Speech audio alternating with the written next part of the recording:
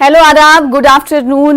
मैं हूं आपके साथ सना वारिस। आप देख रहे हैं खास प्रोग्राम चलती रहेगी जिंदगी में। आज बात एक बार फिर से कोरोना के फैलाव की। हालांकि कोरोना के जो नए वेरिएंट सामने आ रहे हैं ओमिक्रॉन, उनकी अब तादाद कम देखी जा रही है, तो इससे ये कहा जा सकता है कि तंग होता दायरा ओमिक्रॉन के कोरोना के नए वेरिएंट का खुशाइंद है। कोरोना के आज की अगर हम बात करेंगे तो 2,55,874 नए मामलों की तस्दीक हुई है, जो कि कल से अगर इसका मुआजना करेंगे कल के मुकाबले में 50,000 से कम है।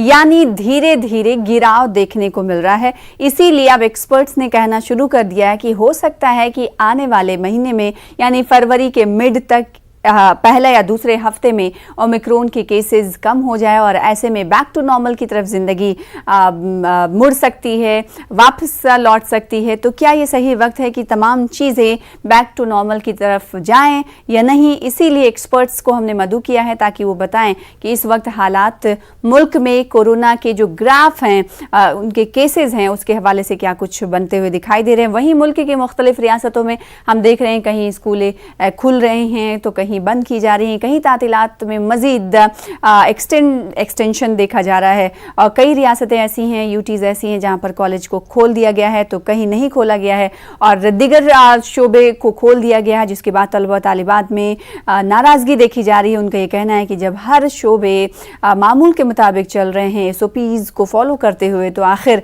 तालीमी शोबे को इससे क्यों इस्तिस्ना रखा जा रहा है? ये कई सवाल हैं तलबा और तलबा सरपरस्त ये पूछ रहे हैं सरकार से। बहरहाल इस वक्त डॉक्टरों के चश्मे से अगर देखा जाए तो मुल्क के हालात किस तरफ हैं कोरोना के हवाले से, ओमिक्रॉन के हवाले से, ये जानना बहुत ज़रूरी हो जाता है। इसीलिए हमने दो खास डॉक्टरों को मदऊ किया है जिनका तारुफ करा दें। अब से कुछ देर बाद आप टीवी स्क्रीन पर उन्हें देख पाएंगे। और नाज़रीन, आप भी हमारे इस प्रोग्राम का हिस्सा बन सकते हैं। आपको हमें सिर्फ कॉल करना होगा और हमसे जुड़ना होगा और दो डॉक्टर्स जो हमारे साथ मौजूद होंगे उनसे आप सवाल कर सकते हैं, बात भी कर सकते हैं।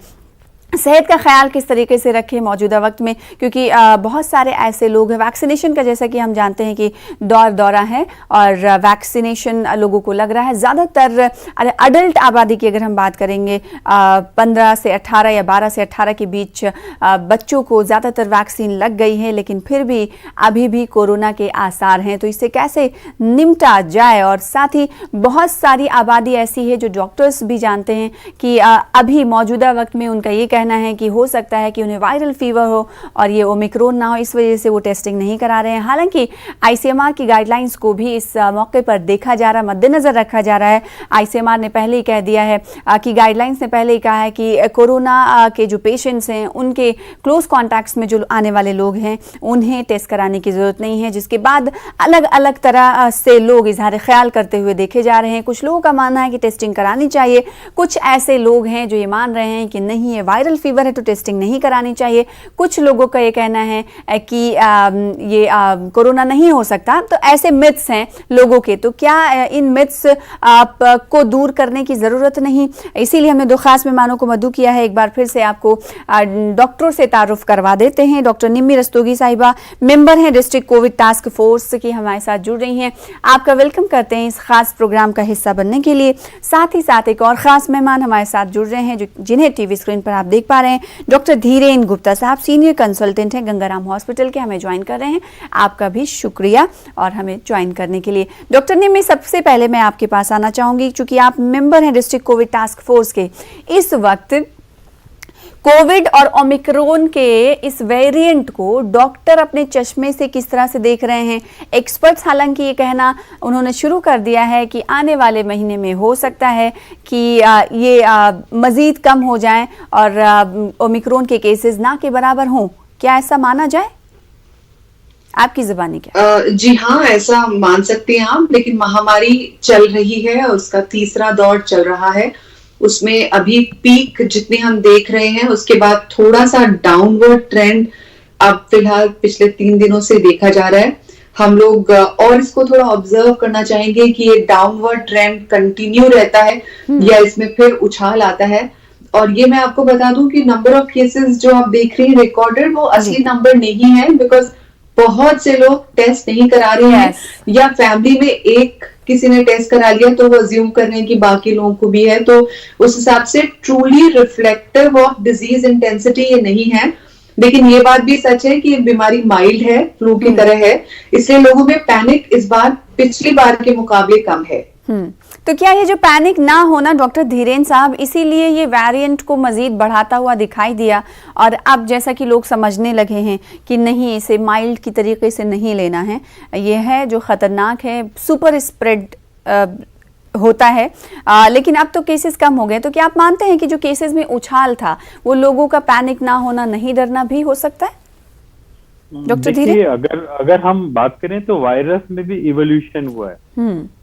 पास्ट में हम देखें तो डेल्टा स्ट्रेन ने जहां भी वायरस गया उसने तबाही मचाई। एक तरह से हम सिंपल लैंग्वेज में बात कर सकते हैं, निमोनिया प्रोड्यूस किया, हॉस्पिटलाइजेशन हुई, डेथ्स हुई। शायद लॉन्ग टर्म में वायरस खुद नहीं चाहता था इतनी डेथ करना जी, तो उसने अपने आप को चेंज किया, नेचर ने उसको चेंज किया। इस बार वो माइल्ड फॉर्म में आया।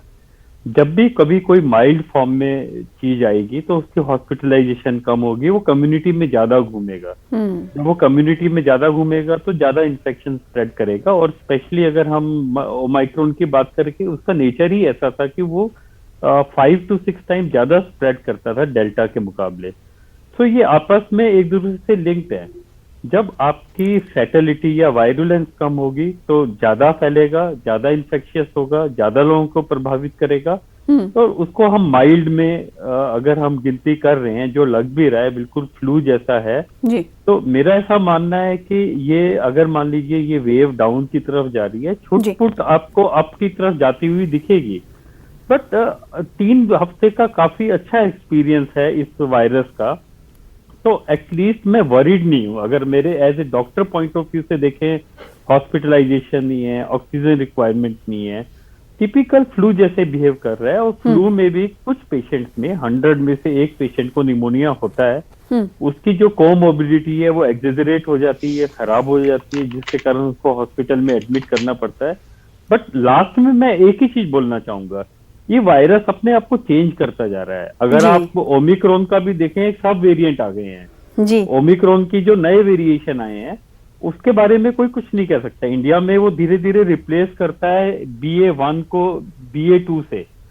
ये BA.2 वापस इन्फेक्शन कर सकता है कि नहीं, मेरा बस एक ही मानना है, अगर किसी को ओमिक्रॉन इन्फेक्शन हुआ भी है, वो ठीक होने के बाद बिल्कुल 100% बिंदास होके ना घूमे, अपने आप को मास्क और थोड़ा सा सेफ रखें, नहीं तो ये डायरेक्ट फिर से इन्फेक्शन होने के चांसेस हो सकते हैं। तो ओवरऑल सीरियस कम है, ऑक्सीजन रिक्वायरमेंट कम है। इन जनरल मैं कहूंगा कि इस समय पूरी कम्युनिटी जिसमें डॉक्टर्स भी इंक्लूडेड है, स्ट्रेस नहीं है जी। तो लोगों को ये समझना होगा कि नए नए वेरिएंट्स यानी कोरोना जो है अपनी नई शक्लें इख्तियार करता हुआ जा रहा है। डेल्टा क्रोन की शक्ल भी सामने आ चुकी है और अभी 2 शक्लों की बात डॉक्टर धीरेन साहब ने कही। तो ऐसे में डॉक्टर निम्मी, जैसा कि कुछ देर पहले आपने और डॉक्टर धीरेन ने भी कहा कि बहुत सारे ऐसे लोग हैं, और शुरुआत में मैंने भी कहा था कि बहुत सारे मिथ हैं।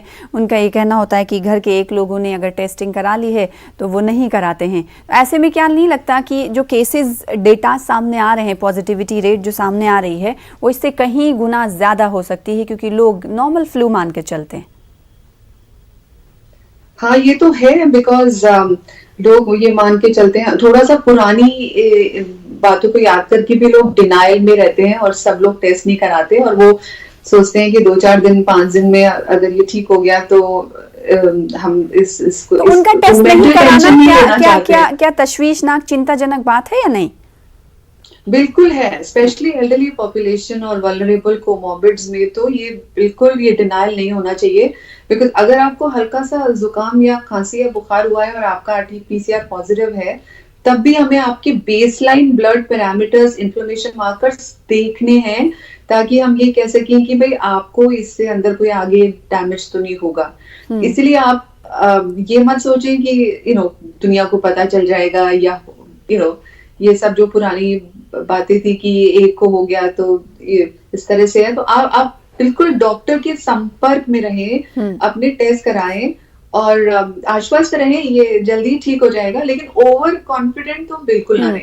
ओवर कॉन्फिडेंस से याद underconfident आया भी ना कि रहे। अब मुल्क की आबादी, क्योंकि एक्सपर्ट्स भी अपनी राय देते रहे हैं इस हवाले से कि हर दूसरे बंदे और तीसरे बंदे को कोविड होगा, तो अब लोग मान के डॉक्टर धीरेन गुप्ता ये चल रहे हैं कि उन्हें कोविड है, लेकिन फिर भी वो टेस्टिंग नहीं करा रहे। देखिए, अगर हम फ्यूचर की बात करें, जो डॉक्टर साहब ने कहा वो ठीक है। जो वल्नरेबल पॉपुलेशन है, स्पेशली एल्डरलीज, जिनके अंदर कोमोबिलिटीज बहुत ज्यादा हैं, बहुत खराब है, और जहां पे डेल्टा स्ट्रेन घूम रहा है, जैसे अगर हम कुछ साउथ इंडिया की बात करें, कहीं जगह अराउंड 5 to 10% डेल्टा स्ट्रेन है, जो अभी भी खतरनाक हो सकता है।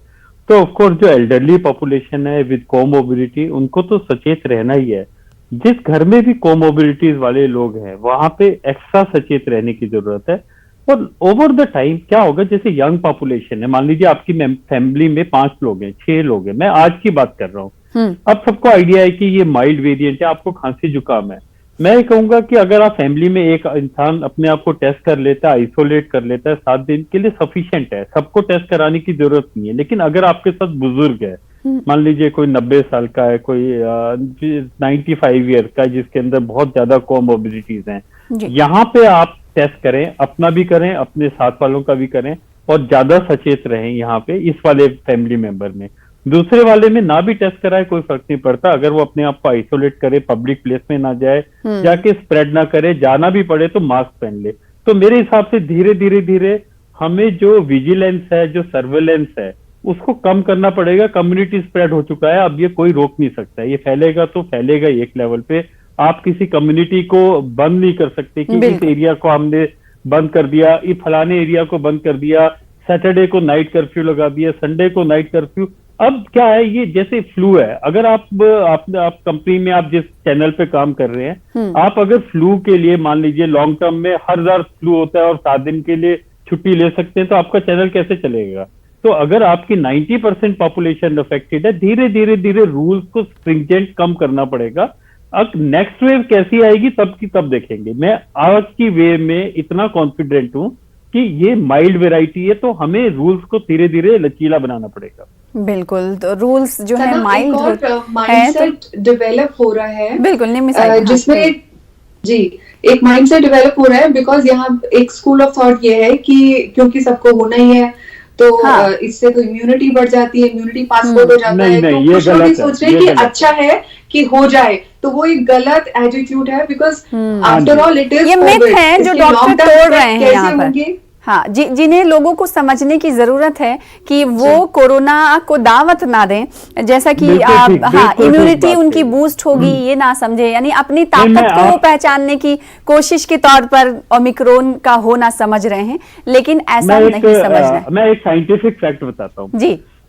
ये मैंने एक ट्वीट भी किया था। जैसे मान लीजिए आज मेरे को ओमिक्रॉन हुआ है, तो लोग सोच के चल रहे हैं कि मेरे को तो वैक्सीनेशन का एक बूस्टर मिल गया, मेरे को हल्का सा इन्फेक्शन हुआ और मैं तो एक बूस्टर मिल गया और आगे के लिए मैं सेव हो गया, आगे के फ्यूचरिस्टिक इन्फेक्शन के लिए। डॉक्टर निमी ने जैसे बोला बिल्कुल ठीक है, ये आपको गारंटी कार्ड नहीं मिल रहा है। ये ओमिक्रॉन को साइंटिफिकली लोगों ने देखा, इनके सीरा को टेस्ट किया, इनके सीरा में उन्होंने ये पाया कि ये डेल्टा को पूरी तरह से प्रिवेंट नहीं कर सकता। मान लीजिए आपको ओमिक्रॉन हुआ, आप ठीक हो गए, लेकिन अगले 2 महीने में 3 महीने में कोई नया स्ट्रेन आता है, तो ये मत मान के चलें कि आप ओमिक्रॉन से ग्रसित थे तो आपको इसलिए आपको दूसरा वेरिएंट के चपेट में आप नहीं आएंगे। ये मानना आपकी बहुत बड़ी भूल हो सकती है। डॉक्टर धीरेन साहब, और बातें आपसे हम करेंगे, लेकिन एक कॉलर आप दोनों से सवाल का इंतजार कर रहे हैं, जिन्हें हम शामिल कर लेते हैं अपने प्रोग्राम में। हेलो, कौन सा, आप कहाँ से? हेलो, प्रोग्राम चलती रहेगी जिंदगी। यस, कौन सा, आप कहाँ से बात कर रहे हैं? डॉक्टर साहब आदाब। आदाब जी, मैं उस्मान बात कर रहा हूँ, लातूर से, महाराष्ट्र। बोलिए अपने सवाल। बोलिए सर। जी, मेरा डॉक्टर साहब से सवाल है कि स्कूल क्यों बंद किया जा रहा है? डॉक्टर साहब, बच्चों की तालीम खराब हो रही है उससे। हाँ जी सर, आपकी बात से मैं, देखिए अगर हम 3 हफ्ते पहले की बात करें कैसे होगा मैडम एजुकेशन अगर ना रहा? मैं आपकी बात समझ गया कि स्कूल बंद करने से मतलब आपके सारे चुनावी प्रोग्राम चल रहे हैं, पोर्टल से खुले हुए थे 2 हफ्ते पहले, हमारे बच्चों पे ही क्यों गाज गिरती है और स्कूल बंद कर दी जाती है, ये आपका प्रश्न है, राइट? देखिए, अगर हम 4 हफ्ते पहले की बात करें, जब ओमिक्रॉन का स्प्रेड शुरू हुआ था, तब सब लोग डरे हुए थे। हमारे यहाँ मेडिकल साइंस बहुत पुअरली डेवलप्ड है, समझ पा रहे हैं आप? तो शायद वो डर ठीक है, लेकिन 1-2 हफ्ते में ही आइडिया लग गया। अगर मैं 10 जनवरी तक ही हमें आइडिया लग गया कि किस पाले पे है हमें, तो मेरे हिसाब से आज के दिन हम काफी कॉन्फिडेंट है ओमिक्रॉन को लेके। हमें स्कूल खोल देने चाहिए, कॉलेजेस खोल देने चाहिए और हमें लाइफ को खोल देना चाहिए, बट इंडिविजुअल बेसिस पे हमें मास्क और जो ओमिक्रॉन एप्रोप्रिएट बिहेवियर है उसका पालन अभी भी करना चाहिए। बिल्कुल। तो क्या डॉक्टर निम्मी साहिबा आप भी इत्तेफाक रखती हैं, क्योंकि एक्सपर्ट्स भी बहुत बार ये कह चुके हैं, अभी पिछले 2 दिनों से डॉक्टर धीरेन साहब ने भी ये कहा कि अभी बैक टू स्कूल जाने का वक्त आ गया है बच्चों का। क्या स्कूल अब सारे खुल जाने चाहिए? मैं भी इससे इत्तेफाक रखती हूँ कि बच्चे हमारी बिगेस्ट सफरर हैं इस पेंडेमिक के, और ये दौर तो नेवर एंडिंग लग रहा है। तो मेरे ख्याल से अब जब माइल्ड स्ट्रेन है तो इसको खोल देना चाहिए with precautions, with mask and all. एक अच्छा सा डिसिप्लिन बिहेवियर बच्चों में इंस्ट्रक्ट करके ये खुल जाना चाहिए, और इससे तो और ज्यादा बूस्ट होगी बच्चों की इम्यूनिटी और जनरलाइज सेंस ऑफ वेलबींग भी आएगा, एक रेगुलरिटी आएगी। तो मेरे ख्याल से स्कूल खोलना इस स्टेज पर उपयुक्त रहेगा। बिल्कुल। डॉक्टर धीरेन गुप्ता साहब, क्योंकि मेंटल हेल्थ भी बहुत ज़रूरी होता है और बच्चे 2 सालों से घर में बंद हैं, बहुत सारी मेंटल डिलेमा का वो शिकार हो गए हैं। इस वक्त अगर स्कूल खोले जाते हैं तो हो सकता है उनमें कमी आए। देखिए, पिछली वेव के बाद इतनी मेंटल प्रॉब्लम पीडियाट्रिक पॉपुलेशन में देखी, फिजिकल प्रॉब्लम देखी, आपके विटामिन डी की डेफिशिएंसी, ओबेसिटी हो गई, हाइपरटेंशन हो गया, डायबिटीज एक्सेजरेट हो गई। और एक WHO की अगर आप पूरी ये एक तरह से न्यूज देखेंगे तो $10 ट्रिलियन का लॉस हुआ है स्कूल ना जाने के कारण, फ्यूचर का ये नुकसान। और हमने एक पूरी तरह से पूरी जनरेशन को बर्बाद कर दिया है। हमने एक जो पूरी हमारा फ्यूचर क्या है, मैं और आप नहीं हूं, मैं 52 साल का हूं, मेरा कितना फ्यूचर बचा है? 10 साल। मैं उस बच्चे की बात कर रहा हूँ जो 6 साल है, जो 7 साल में स्कूल में जाके खेलना चाहता है, कूदना चाहता है, मेंटल अपनी डेवलपमेंट चाहता है, फिजिकल डेवलपमेंट चाहता है, अपना IQ इंक्रीज करना चाहता है। वो घर पे बैठ के screen time, extra screen time से बुली का शिकार हो रहा है। वो घर में वायलेंस को देख रहा है, घर की एक्चुअलिटीज को देख रहा है, वो डिप्रेस हो रहा है। मेरा मतलब, कहने का मतलब है, हमने एक पूरी जनरेशन को बर्बादी के कगार पे लाके छोड़ दिया है। ये हाई टाइम है, हमें स्कूल खोल देने चाहिए, कॉलेजेस खोल देने चाहिए, स्पेशली इन दिस वेरिएंट जो हमें माइल्ड सिम्टम्स देती है। जी डॉक्टर निम्मी साहिबा, चूंकि आपका भी ये मानना है, डॉक्टर धीरेन साहब का ये मानना है कि बच्चों को अब स्कूल की तरफ ले जाने की बहुत अशद ज़रूरत है। मेंटल हेल्थ की बात करते हैं, क्योंकि बहुत सारे इस मौजू पर बहुत ज़्यादा बात करनी चाहिए, उसी मौजू पर हमारे मुल्क में ज़्यादा बात नहीं होती है। तो क्या आपको लगता नहीं है कि अब जब बच्चे स्कूल जा रहे हैं तो उनके मेंटल हेल्थ को लेकर भी कुछ लेक्चर्स होने चाहिए, ताकि जिसकी वजह से वो मुतासिर रहे हैं इन 2 से 2.5 सालों में, उससे वो निकल पाए? देखिए, 2 साल होने को आए और बहुत झेला है हमारे सभी एज ग्रुप ने, ना केवल बच्चों ने बल्कि डॉक्टर निम्मी आप बात कर सकती हैं, तब तक आप जुड़े, कॉलर जुड़ चुके हैं जिन्हें शामिल कर लेते हैं अपने प्रोग्राम में। हेलो, कौन सा, आप कहां से बात कर रहे हैं? हेलो अस्सलाम वालेकुम, आदाब। जी मैम, मैं श्रीनगर से बोल रही हूँ। यस, श्रीनगर से कॉल कर रही हैं, कैसी हैं आप? जी शुक्र अल्हम्दुलिल्लाह, आप ठीक हो मैम? जी अल्लाह का शुक्र है, दुआएं हैं आपकी। कैसा है सब कुछ श्रीनगर में? अभी तो बहुत बर्फबारी हो रही होगी, कैसी तबीयत है आपकी? जी अभी तो रुकी है, कल की बहुत बर्फबारी, आज रुकी है, आज धूप है। अच्छा, घर में सब लोग ठीक है? क्या सवाल है आपका? जी मैम, एक्चुअली मेरे जो 2 बच्चे थे, एक की 8 महीने की जब उसको कोरोना वायरस हो गया। मेरा बेटा था 4 साल का, इसको भी कोरोना वायरस था। अब जो 3rd वेव है, इसमें अब ये इनके दांत इन्वॉल्व हो रहे हैं, ये थोड़ी से कमजोरी महसूस कर रहे हैं। जी बोलिए, आपकी आवाज हम तक सही नहीं पहुंच रही है। दोनों बच्चों को कोरोना हुआ, फिर उसके बाद क्या है आपका सवाल? जो ये थर्ड वेव है, अब इनका गला भी खराब है, इनके दांत दर्द ज्यादा बढ़ रहे हैं और इनको बहुत ही इम्यूनिटी कम हो रही है मैम। अच्छा, तो क्या करना चाहिए? डॉक्टर धीरेन, डॉक्टर निम्मी, आप दोनों से ये सवाल है, कोई भी जवाब दे सकता है। मैं पीडियाट्रिक्स से कंसर्न रखता हूँ, तो मैं हाँ। इसका आपको उत्तर देता हूँ। देखिए, इसके 3 कारण हैं। सबसे पहला, इनको सूरज की रोशनी ना मिलने के कारण इनके अंदर विटामिन की कमी होती है, न्यूट्रिएंट्स की कमी होती है, जिसमें आयरन, तो आयरन और विटामिन डी की काफी ज्यादा कमी देखी गई है। इनसे इम्यूनिटी डाउन होती है, रिकरेंट इन्फेक्शंस होते हैं, एलर्जीज हो सकती हैं इनमें।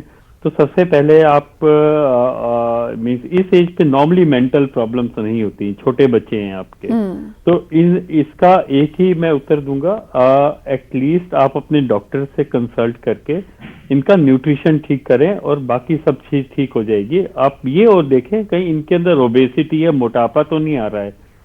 इस उम्र में वेट बहुत जल्दी बढ़ता है, क्योंकि घर पे बैठ के टीवी देखते हुए या मोबाइल देखते हुए केवल खाते रहते हैं, और फिजिकल जो इनकी ट्रेनिंग है वो इनएप्रोप्रिएट होती है। तो आप सबसे पहले देखें कि ये सब चीजें, ये 3 कारण तो नहीं है, मोटापा, विटामिन डी की कमी होना और आयरन की कमी होना। जी बिल्कुल, उम्मीद करते हैं कि श्रीनगर से जिन साहिबा ने कॉल किया था उन्हें इस सवाल का जवाब मिल गया होगा। डॉक्टर निम्मी साहिबा, आपसे सवाल करेंगे, क्योंकि अभी जो ओमिक्रॉन है वो अपर रिस्पिरेटरी सिस्टम को इफेक्ट कर रहा है। पहले जो डेल्टा वेरिएंट था उसने लंग्स को इन्फेक्ट किया, तो अभी मोटा मोटा तौर पे अगर लोगों को आप सलाह देना चाहेंगी, अपर रिस्पिरेटरी ट्रैक में अगर उन्हें कुछ प्रॉब्लम्स हो रही है, नज़ला जुकाम खांसी हो रहा है, तो सबसे पहले उन्हें क्या करना है? खुद को आइसोलेट कर लेना है या फिर टेस्टिंग के लिए सबसे पहले जाने की जरूरत है? क्या आप सलाह देंगी? अगर आपको फ्लू लाइक सिम्टम्स हैं जरा से और आपके आसपास कॉन्टैक्ट्स भी हैं या नहीं भी हैं, तो सबसे पहले तो आप अपने आप को आइसोलेट कर लें, मास्क पहने ताकि आपके कीटाणु और तक ना पहुंचे। और दूसरा स्टेप ये रहेगा कि आप अपना बेसिक RT-PCR टेस्ट कराएं, या अगर घर पर आपके पास किट है तो वो कराएं। अगर उस किट में पॉजिटिव आता है तो उसको डबल कंफर्म करने के लिए मेरी सलाह ये रहेगी कि आप एक RT-PCR करा लें। और अगर आप वल्नरेबल एज ग्रुप में हैं तो अपने बेसिक ब्लड टेस्ट जो कराए जाते हैं, CRP वगैरह, वो भी करा लें। एक डॉक्टर के संपर्क में जरूर रहें, अपना इलाज खुद ना करें। बिल्कुल, अपनी आपने डॉक्टर निम्मी साहिबा RT-PCR और रैट की बात कही। डॉक्टर धीरेन साहब, हमने ये देखा है कि बाज दफा जो रैट का रिजल्ट रहता है वो पॉजिटिव रहता है, लेकिन RT-PCR जो कि एक दिन पहले कोई कराया होता है, 24 घंटे बाद उसकी रिपोर्ट्स आती हैं तो उसमें निगेटिव आता है। तो ऐसे में लोग कंफ्यूजन का शिकार हो जाते हैं कि उन्हें क्या कोरोना है या नहीं है, क्योंकि 2 अलग अलग तरह के रिजल्ट सामने होते हैं। देखिए, ये किस दिन पे टेस्ट किया जाता है उस पर काफी चीजें निर्भर करती हैं। जो इस बार एक्सपीरियंस है वो थोड़ा डेल्टा वेव से काफी डिफरेंट है। डेल्टा वेव में RT-PCR ही पॉजिटिव आ रहा था, और जो आपका रैपिड एंटीजन टेस्ट जो केमिस्ट से आप किट लेते हैं उसकी सेंसिटिविटी बहुत पुअर थी, 20 to 30% थी, और RT-PCR की अराउंड 70 to 80% थी। अब इसके लिए 2 ही चीजें ध्यान दीजिए। सबसे पहले जो डॉक्टर निमी ने बोला, आई टोटली एग्री कि अपने आप को आइसोलेट करने, और साथ ही साथ अपनी फैमिली मेंबर। क्या होता है, जैसे आज मेरे को खांसी जुकाम हुआ, उससे पहले मैं 1 दिन पहले या 2 दिन पहले इसको स्प्रेड कर रहा हूँ, तो मैंने अपनी फैमिली मेंबर्स को दे चुका हूँ। अपने अगर मेरे छोटे बच्चे हैं उनको दादी दादू के पास ना भेजें कि भाई अब मेरे को हो गया, इन बच्चों को ना हो, वो जाके वहां पे फैलाएंगे क्या, क्योंकि वो स्प्रेड हो चुका है। तो आप एक मान के चलें, इस बार अगर 10 लोगों की फैमिली मेंबर में स्प्रेड हुआ है तो 10 को इन्फेक्शन हुआ है, एक भी फैमिली मेंबर स्पेयर नहीं हुआ है एज कम्पेयर टू डेल्टा। तो सबसे पहले अपनी पूरी फैमिली मेंबर को कट कर लीजिए बाहर के लोगों से, पहला। दूसरा, आप केमिस्ट से लाके किट ला सकते हैं, क्योंकि होगा क्या, RT-PCR जरूरी नहीं है हर जगह होम किट हो या घर पे कोई आपका सैंपल ले जाएगा। आप RT-PCR के लिए बाहर निकलेंगे, 10 लोगों को रास्ते में इन्फेक्ट करेंगे, कार से जाएंगे, ऑटो से जाएंगे या कहीं कैसे भी जाएंगे, 10 लोगों को मिलेंगे। तो मैं कहूंगा कि आप एक दिन वेट करिए। सेकंड डे ये रैपिड एंटीजन किट की सेंसिटिविटी काफी अच्छी है। इस बार तो मैं मान के चलूंगा ऑलमोस्ट RT-PCR जैसी सेंसिटिविटी है जी। तो आप आज मेरे को खांसी जुकाम हुआ है, आज आप ये किट का टेस्ट ना करें, नेगेटिव आएगा। सेकंड डे का वेट करें, वहां पे केमिस्ट से किट मंगवा लें, किसी से बाहर ही छोड़ जाएगा आपके अंदर, आप केमिस्ट तक ना जाएं, वहां भी आप प्रोड्यूस करेंगे इन्फेक्शन। तो आप अपना टेस्ट कर लीजिए, अगर ये पॉजिटिव आ गया है तो इट मींस कि आपको कुछ और टेस्ट करने की जरूरत नहीं है, क्योंकि इसकी सेंसिटिविटी कम है, स्पेसिफिसिटी ऑलमोस्ट 100% जी है। जी। तो और साथ ही साथ जाते जाते जाते ये कहना होगा कि एक्सपर्ट की तरफ से कहा जाने लगा है कि हो सकता है फरवरी के पहले और दूसरे हफ्ते में ओमिक्रॉन से आज़ादी मिल जाए। इस पर दोनों डॉक्टर्स से हमें रिएक्शन लेना था, लेकिन वक्त की बहुत कमी है। फिर आपसे बात होगी। फिलहाल तमाम नाज़रीन का शुक्रिया जिन्होंने शो देखा, इस्तेफादा भी उठाया। बहुत शुक्रिया हमारे साथ दोनों डॉक्टरों का जुड़ने के लिए। चलती रहेगी जिंदगी। आदाब।